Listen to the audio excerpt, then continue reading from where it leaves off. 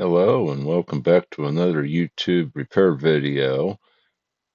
Earlier I had posted a video on how to remove a motor on a Honda Shadow 1100, and today here is the motor. I'm going to demonstrate how to remove the cylinder head on the number one cylinder or the rear cylinder. And first I'm starting by removing these little rubber plugs that go into the bolts here that hold these chrome covers on the head for decorative purposes. Once the rubber plugs are removed where the Allen key goes in, we're going to use a 5 millimeter Allen key to remove these bolts. And they shouldn't be too tight. Again, it's just to make it look nice on the bike. And again, that turned easy, and so did the other one. And we'll take and remove those the rest of the way. After loosening them, they're just turning out with my fingers. No problem. There's a rubber washer behind each one of them.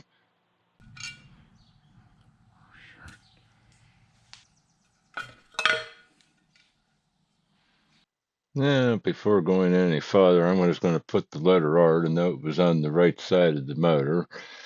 They are slightly different, each one. It should be easy enough to figure out if you wouldn't do that, but just to save aggravation later on, I'm going to take a second and do it. And you won't see the magic marker because it'll be on the rear side of that chrome cover.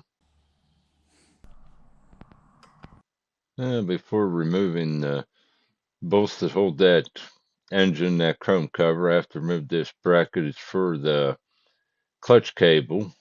And it's just one Phillips head screw, and out that is. And now with that out of the way, that I can get the Allen key into the bolt that holds the cover on the cylinder head.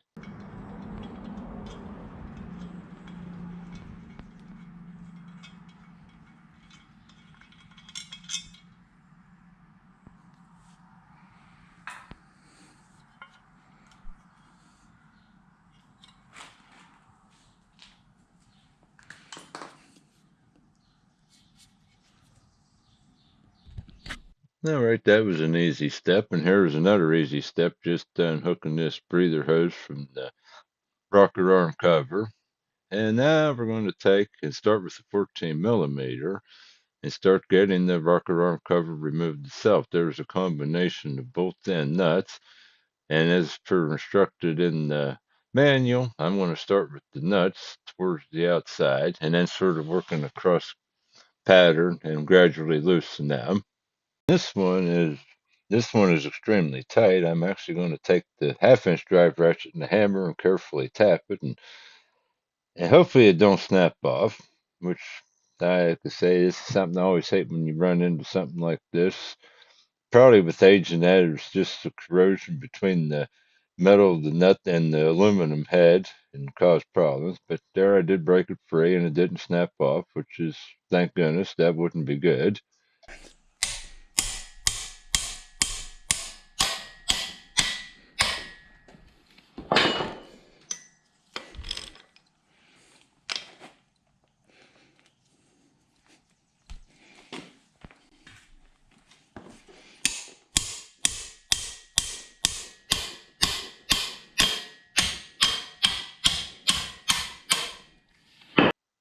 Without a doubt, other than the first one, it seems like they're all going to require the help with the hammer and the ratchet. But again, they're coming off. That's the main thing. It would probably help, but I don't have the proper per se holding fixture. If you had a fixture to hold the motor, that it wouldn't keep wanting to move while you're turning them loose. But I don't work on motorcycle engines every day, so I'm going to make do with what I'm doing here. And now we're down to some of these other ones that are bolts, and they're 12 millimeter instead of 14.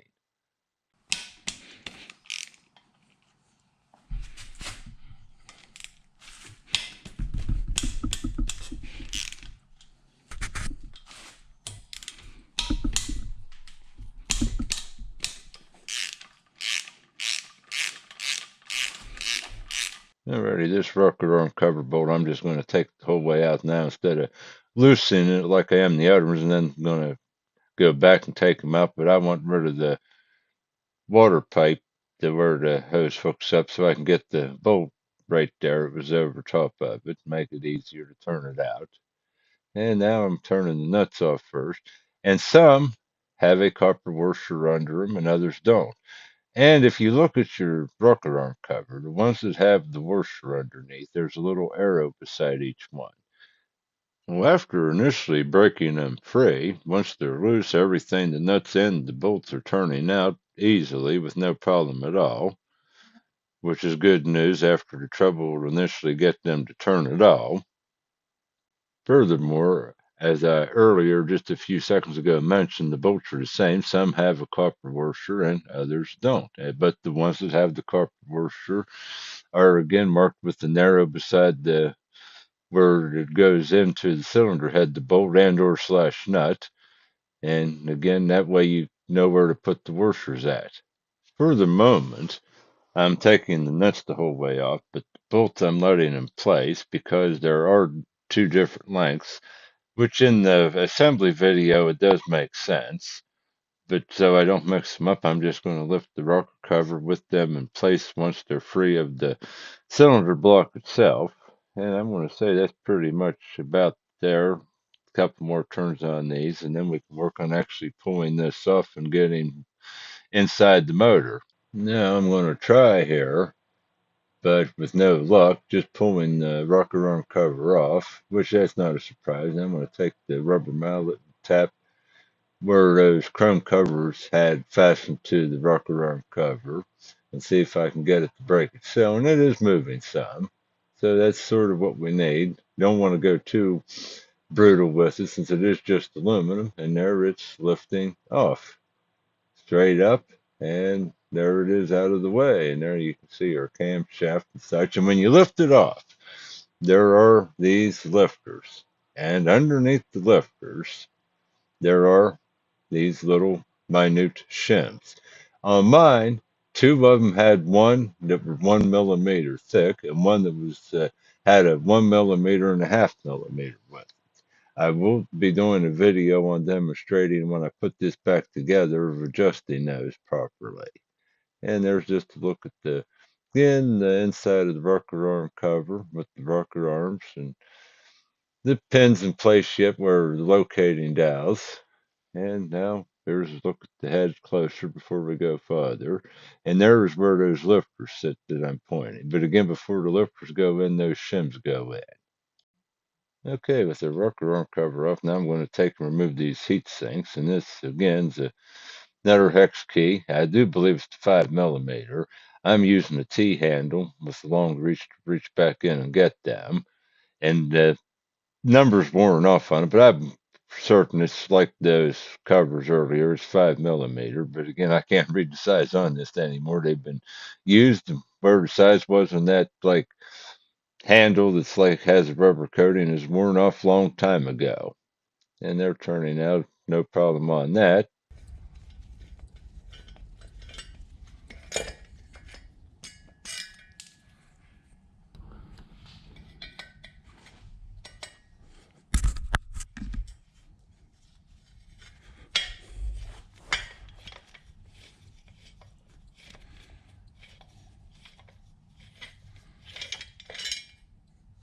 All right, and there the heat fins off. And there's the three bolts. The one in the middle is longer than the two on the outside. Now we're going to remove the one on right side of the motor. I removed the one on the left first.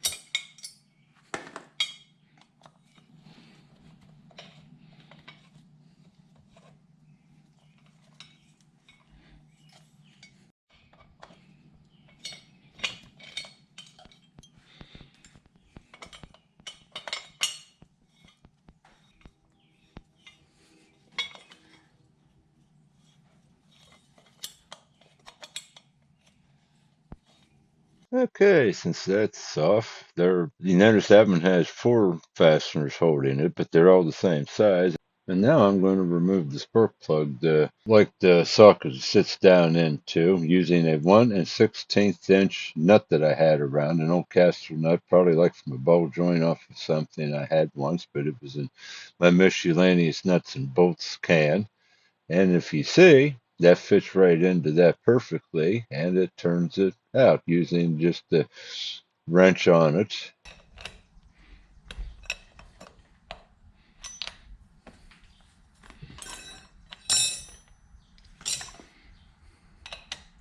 Yes, times like these, finding this nut in my miscellaneous stuff I keep fasteners came in very handy. That's why I try not to, if I think anything will be of use at all, not to throw it away. And now we'll remove the spark plug. And that's very easy part here.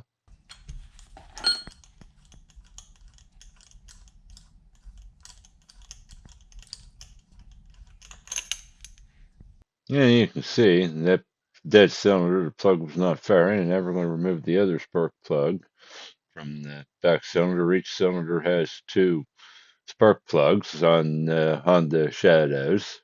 Simply, it fires on both the exhaust and compression stroke. But anyhow, now we're going to remove the cam chain. First release the tension and then remove this tensioner. And you push down and I pull up a little bit, and I'm going to take and use a small 5/32, I believe, pop rivet here and slide that in to take the tension off. And the up position like it is now keeps the tension off the tensioner.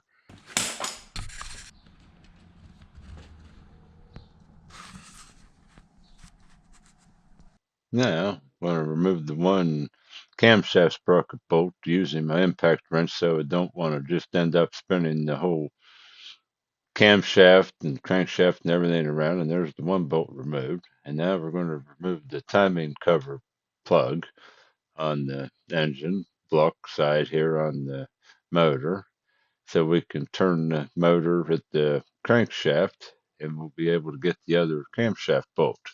Besides explaining, I try to take good videos, so hopefully this, between what I explain and the video quality, you'll be able to take and figure out how to do it. And there, if you see there's an O-ring behind that cover, don't lose it. And now there is where you can take, and we'll turn that at the crankshaft. It's a 17 millimeter socket until the other camshaft bolt comes around in place that we can take it off and then remove the camshaft sprocket. Also, it is recommended, and I'm doing so, I'm turning the crankshaft clockwise like the motor was spin. And now, before removing this other camshaft sprocket bolt, I'm going to take and tie this wire around it. So, according to the manual, the sprocket could fall down in the engine and you would not be able to get to it. I'll be honest with you, till this is all said and done, I don't think it would happen. But better safe than sorry. Now we're going to remove the last camshaft sprocket bolt with the impact wrench like we did on the first one. But of course now the sprocket will slide off easily, but now we have to turn the camshaft back around to get to the proper place where you can lift the camshaft out. There's like a oblong, like a half moon shape hole in the camshaft sprocket itself that you need to get lined up before it'll lift out, which I did that, and now you can just take and lift up on the camshaft and then like slide back, and there is the camshaft. Now with the camshaft removed, we still have two more cylinder head bolts down below to remove. These are 12 millimeter before the cylinder head itself is ready to come off.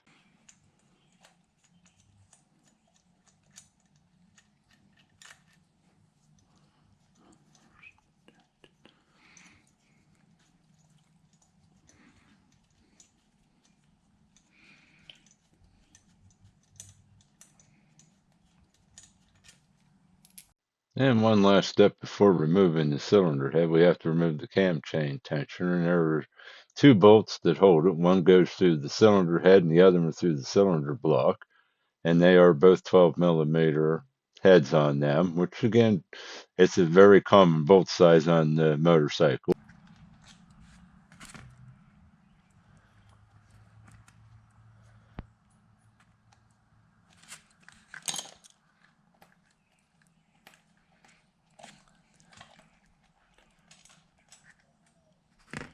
once the camshaft tensioner bolts are removed, it basically just lifts straight up out of the engine, and there it is. It sort of, in a way, looks like a windshield wiper.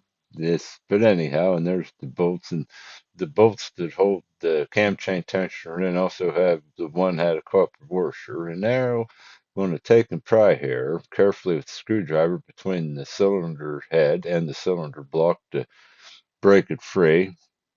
Because there's an added being on the bike, it's not just going to simply pull off without a little bit of effort put to it.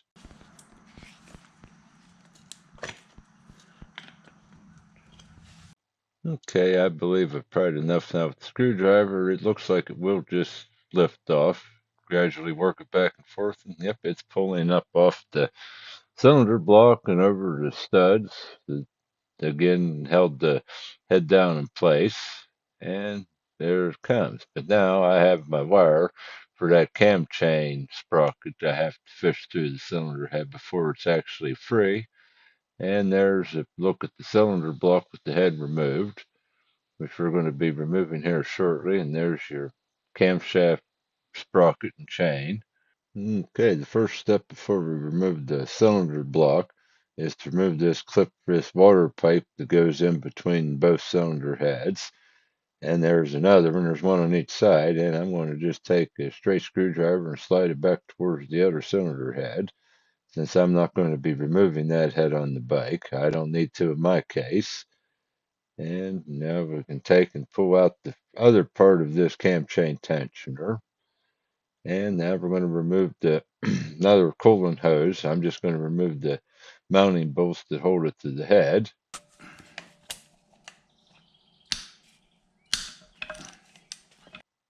Word of advice, now I didn't, but if I would do this again, I would have taken and removed these bolts before removing the head. The book actually don't tell you to do it that way, but you see when I was breaking them free, we wanted to lift up on the cylinder block itself. Just an idea. Okay, and then I have one more to remove. Indeed, these are tight, these bolts. They're being contrary to break loose, but they did come. I was worried they're not real big, they were going to snap off, but luckily they did not. And now we can get that coolant hose out of the way. And now we can lift the cylinder block off itself. It don't even need any encouragement with the screwdriver like I did with the cylinder head. And just again, every wire's in the way again with the cam chain the cam chain and sprocket. And guess what? The cam sprocket will not fit out through the bottom of the cylinder block. So I'm going to undo the wire, untie it, so I can remove the cam sprocket. And then we're going to take and tie the wire again to the cam chain so it don't get supposedly lost down in the motor. But once you see this cylinder block off, I'm sure you could reach in and get it. It'd be no problem. Again, I was following the advice of the repair manual, but I don't really think it would be anything that you could not access.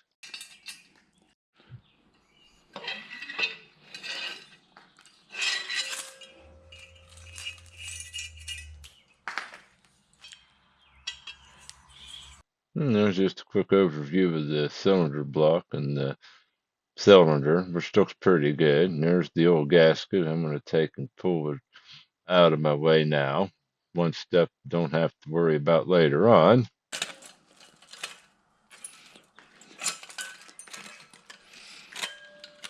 Which now lets one more step as far as I'm going on this video, and as far as I'm actually tearing into this motor itself, I'm going to take the piston out because I'm going to put new rings in it.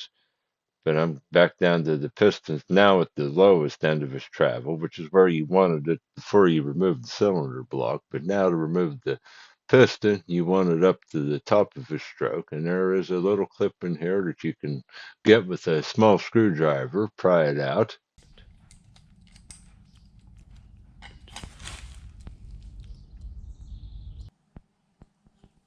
And because of just some varnish buildup, to get the wrist pin out, I'm just going to take a rubber mallet and a socket of approximately the same size as the wrist pin till it knocks loose, and there it is. And it's ready to remove. Well, I hope this video answered your questions on removing the cylinder head and block. Thank you for watching.